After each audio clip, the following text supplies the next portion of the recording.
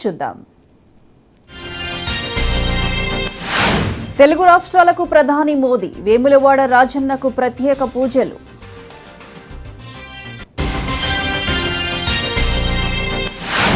సంగారెడ్డికి కేసీఆర్, సాయంత్రం నర్సాపూర్, పటాన్చెరువులో ప్రచారం.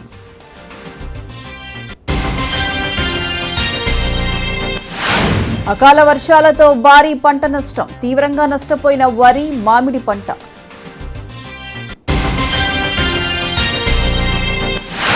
తెలుగు రాష్ట్రాల్లో దంచి కొట్టిన వాన, ఇక్కట్లు పడ్డ జనం, మరో 2 రోజుల పాటు వర్షం.